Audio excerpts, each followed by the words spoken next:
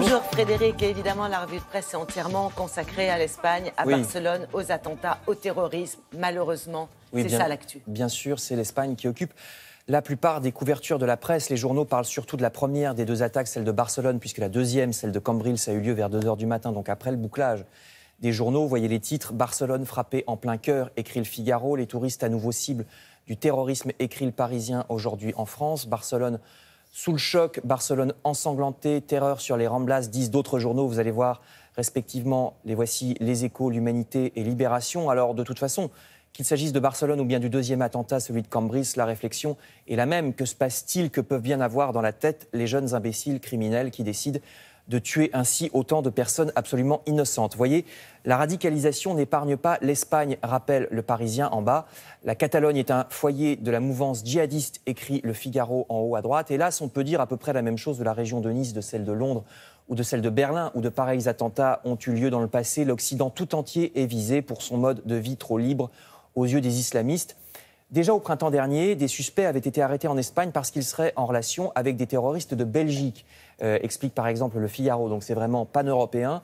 Il y avait eu aussi au printemps des arrestations à Madrid parce que des menaces pesaient sur la Gay Pride de la ville, symbole là aussi d'un certain mode de vie occidental et d'une certaine liberté de mœurs. Libération souligne de son côté que le combat, vous voyez, de la police espagnole contre les djihadistes était jusqu'alors assez efficace parce qu'après le traumatisme des attentats de la gare d'Atocha, vous savez, il y avait eu 191 morts à la gare d'Atocha dans une attaque à la bombe dans des trains le 11 mars 2004. Eh bien, la police, depuis, avait fait son travail. Et l'Espagne sait qu'elle est une cible particulière. Alban Mikosi vient de vous le dire dans le journal. Les islamistes prétendent en effet reconquérir la péninsule ibérique et en refaire un État musulman, comme c'était le cas au Moyen-Âge jusqu'à la fin du XVe siècle. Alors, à ce propos, Libération salue ce qui se passe de l'autre côté de la Méditerranée, voyez, où justement un pays musulman essaye de se libérer des dernières scories de l'islamisme. Vous apprendrez qu'en Tunisie, aujourd'hui encore, selon la loi, une femme n'hérite que de la moitié de la part d'un homme au moment d'un héritage. Alors heureusement, le président de la République, Béji Caïd Essebsi,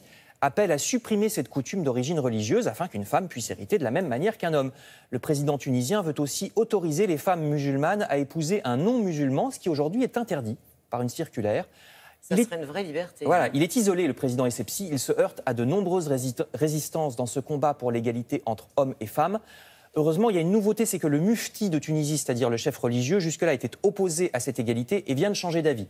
Donc, affaire à suivre, je vous renvoie à Libération. Je termine avec 2 articles sur la France, toujours à propos de sécurité. Vous savez qu'on parle beaucoup du retour de la police de proximité. Est-ce que le quadrillage des quartiers de France par des policiers qui connaissent bien le terrain, est-ce que ça permettrait d'identifier plus tôt les terroristes? Vous lirez ce matin dans le Figaro toute une page consacrée à la renaissance d'une police de proximité. Désormais, elle sera baptisée police du quotidien. Alors le Figaro fait le bilan de ce qui se passait à l'époque de Lionel Jospin quand cette police a été lancée. Qu'est-ce qui marchait bien à cette époque-là? Qu'est-ce qui marchait moins bien? Quelles sont les erreurs à ne pas commettre à nouveau? Mais le gouvernement semble convaincu qu'il faut à nouveau une police de proximité qui avait été supprimée par Nicolas Sarkozy. Pour ce qui est des moyens, 10 000 postes devrait être créé, avec aussi un changement des plannings des commissariats pour que les policiers aient davantage de temps pour être sur le terrain. Parce que les policiers se plaignent de faire parfois beaucoup de paperasse. Ils sont plus souvent dans les bureaux que sur le terrain dans certains commissariats. Ils s'en plaignent eux-mêmes. Le ministre de l'Intérieur veut travailler avec les syndicats pour être bien au courant des besoins des policiers de la base, puisqu'il arrive au ministère de l'Intérieur depuis quelques semaines, le ministre, donc il veut savoir vraiment quels sont les besoins de la base, les policiers dont le matériel est souvent vétuste, faute d'argent. Quant aux gendarmes, regardez... On l'a vu, c'est dramatique. Oui, la vétusté du matériel est épouvantable, il n'y a plus d'argent nulle part. Quant aux gendarmes, voyez ce deuxième article, ils essayent eux aussi de réinvestir le terrain du côté des zones rurales. Là, c'est un article dans le Gard, mais il y a plusieurs endroits de France, avec des brigades de contact, c'est le nom de ces nouvelles brigades. Pour l'instant, c'est expérimental. C'est expérimenté dans une vingtaine de zones en France. Il y aura bientôt un bilan pour savoir ce qui marche.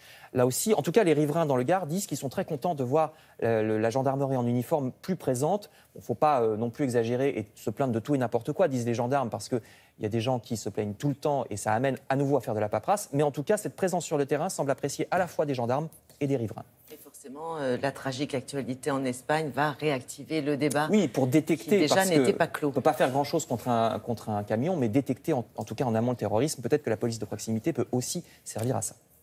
Merci beaucoup Frédéric.